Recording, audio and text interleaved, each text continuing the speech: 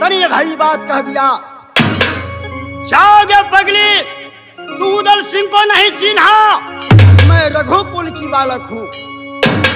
पताल में क्यों न तुम्हारी आभूषण मिले, या आसमान में क्यों न मिले, या स्वर्ग लोक में क्यों न मिले, जब तक मैं खोज कर नहीं लाऊंगा वो लौटा।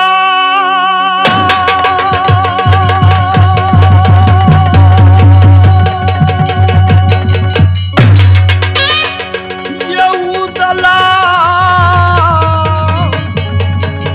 मोहब्बत जाएगा भैया,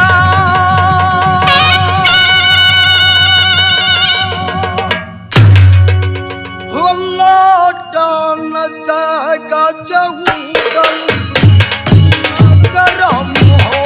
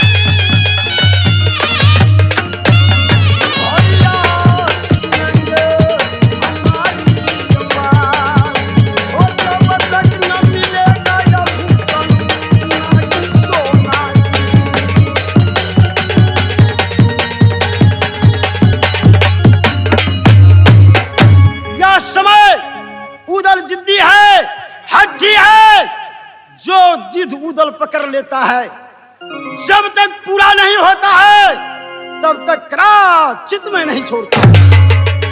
ठीक है मेला निवासियों, रुक जाओ। सागर कीर्ति से ये कदम यदि आगे कोई कदम उठाया तो उसको पांव काट लिया जाएगा। रुक जाओ, रुक जाओ, रुक जाओ, उदल आ रहा है।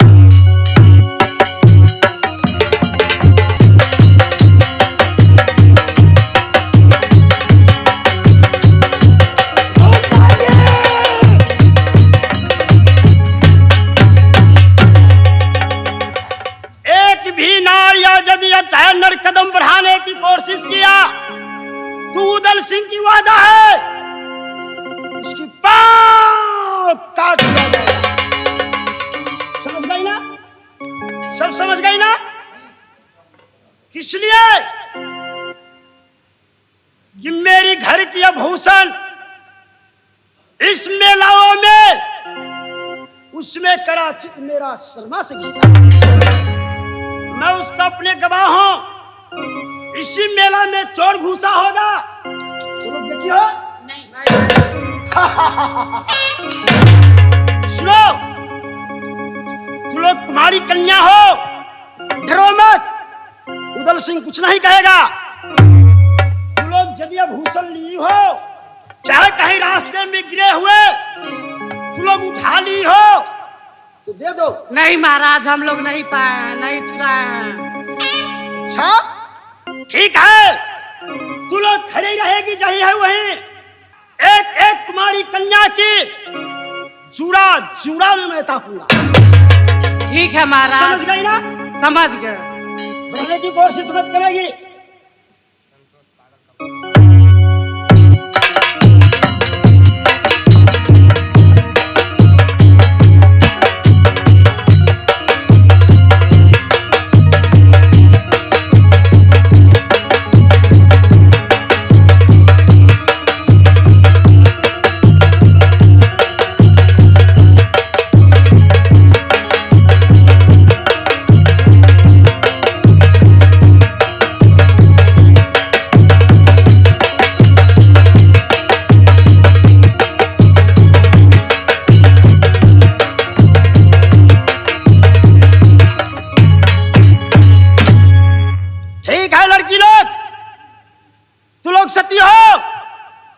लोग जा सकती हो। ठीक है, इस जगह नहीं मिला, ये तो मेला का शुरुआत ही है। मेला को अंत तक मैं ढूंढूंगा, एक एक साधु का जाटा में मैं ताकूंगा, एक एक कन्या की जुड़ा में मैं ताकूंगा। वो जहां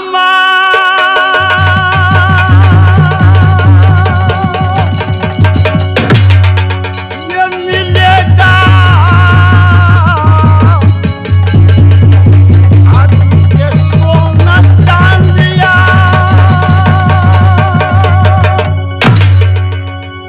ये ढूंढा निकालेगा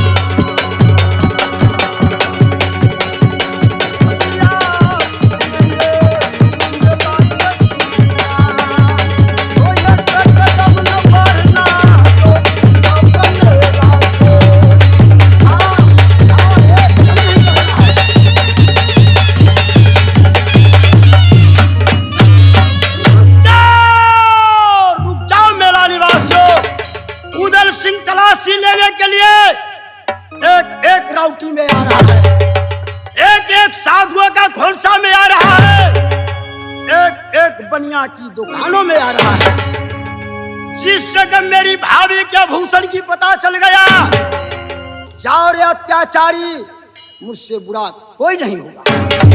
मैं या रहा हूं, या रहा हूं, या रहा हूं।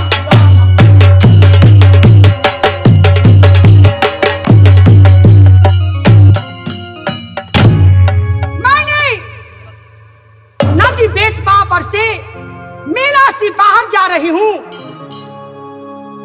ओ महाराजा हो चाहे राजा, जो भी हो मेरे पीछे जरूर आएंगे। यही चौलिया बभेलई, यही सुबिया नाटिन, आई भुजारी, यही ना चौलिया रे जाना, आई भुजारी, यही ना चौलिया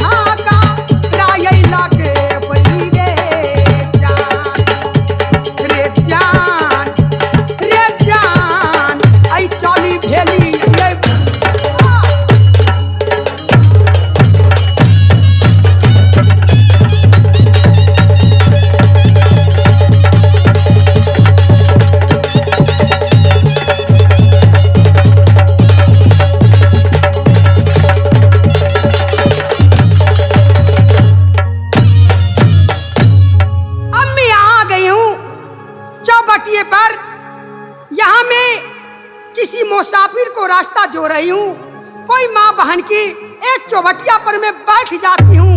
क्या मैया, क्या मैया।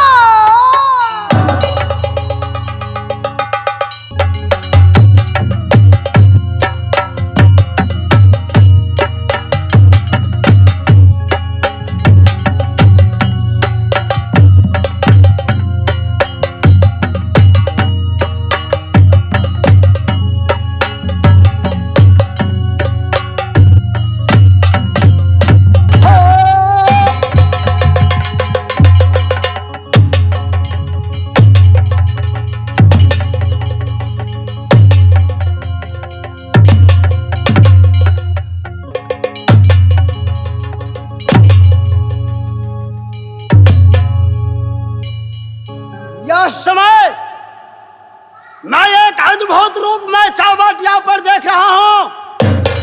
एक काली लिबास में एक मोटरी सब लिए हुई है, हाथों में बाटी ली हुई है, एक हाथ में लाठी ली हुई है, नाकों में बुलकी पहनी हुई है।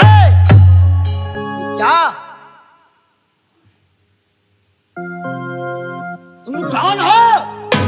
जमैया में जाके नटिया है ये महाराज। क्या बात है? क्या तुम जात की नटिन हो? हाँ महाराज। मेरा असूल है, मेरा कहना है, मेरा वादा है, इस मेला की कंपाउंड में आजू बाजू में बगलों में जितने नर नारी और पुरुष मिलेगा या साधु महात्मा मिलेगा, मैं एक एक करके संतलाशी करूंगा। क्या चीज की तलाशी लीजिएगा? तलाशी इस चीज का लूंगा कि मेरे घर की बहू बेटी सब मेला में आई थी, उसकी जेवर जेवरात आभूषण जितने थे सब उतार कर स्नान की टाइम में एक पेटार में रख दिया था। उन्हें सब समझा कर गई कि आप रखिए, हम सब गोतनी स्नान में जाती है। न जाने मैं नशा में सो गया, ना कोई चोरी करके ले गया, न कोई जोगी चौक से खींच लिया, ना भगवान जाने, लेकिन मैं पूरा मेला तलाशी कर लिया, कहीं नहीं पता लगा मेरी जगह। ए महाराज, आपको जेवर चोरी हुआ है ना? हाँ। मैं तो जेवर लिया नहीं हूँ। अच्छा, लेकिन मैं पता लगा सकती हूँ। अच्छा, क्या तू पता लगा सकती है? लेकिन मेरी एक शर्त है। क्या? अगर पता लगा दूंगी अच्छा, तो मेरे साथ जुआ खेलना होगा। ठीक है, यदि तुम मेरी आभूषण का पता लगा देगी तो तुम्हारे साथ में मैं बैठकर जुआ खेलूंगा। तो तैयार हो जाइए, तैयार हो जाइए,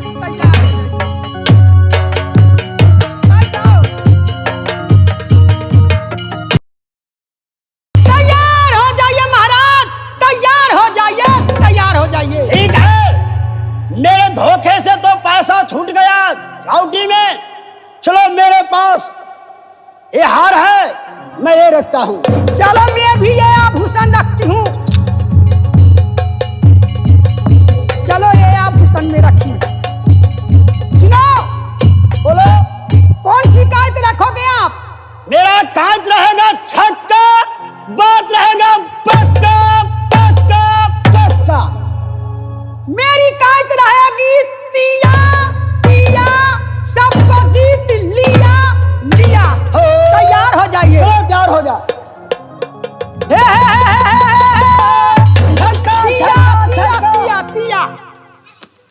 ए महाराज, अच्छा, ऐसे ऐसे आभूषण क्या रखते हो? अच्छा, दूसरे चीज रखो।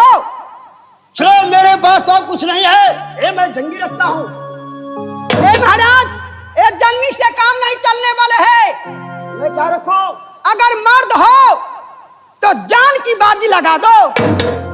चलो ठीक है, देखा जाएगा। जान की बाजी? हाँ, देखा जाएगा। तो चलो मैं भी जान की बाजी देखा लगा जाएगा। छक्का छक्का छक्का छक्का। नाटक, अब देखो मेरा छक्का हुआ। ये बोलो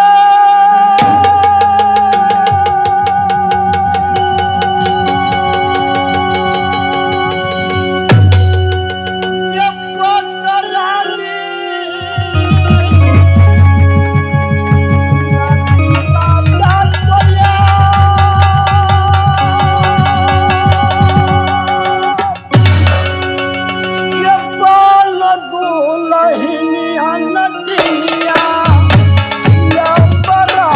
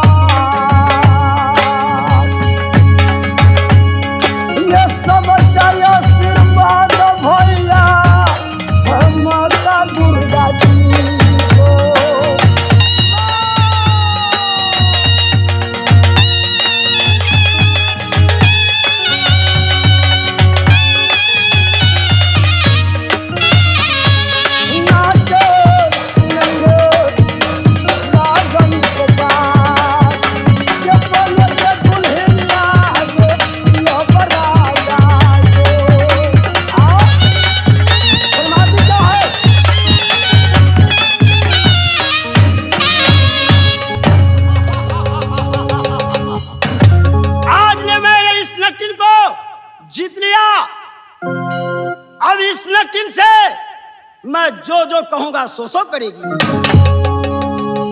एक साथी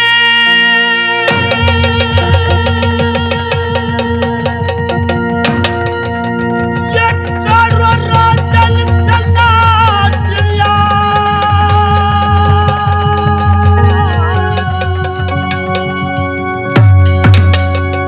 ये साथी रचाओ नटनिया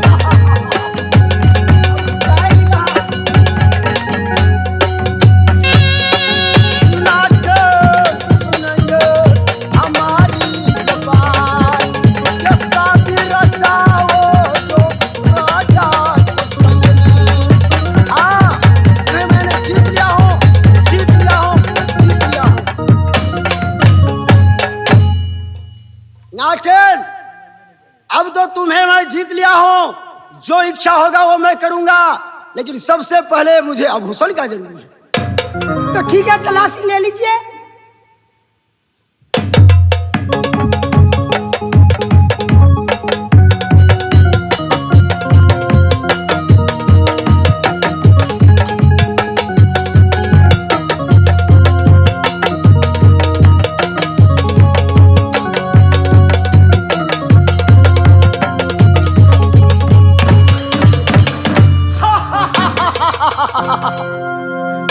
जाओगे सारी नटनिया, तू सारे पेटार छोड़ा करके पूरा मेला में तूने भ्रमण कर लिया। मैं इस आभूषण को लिए लाख लाख कसम खाया, मेरी भाभी लाख लाख ताना मारा।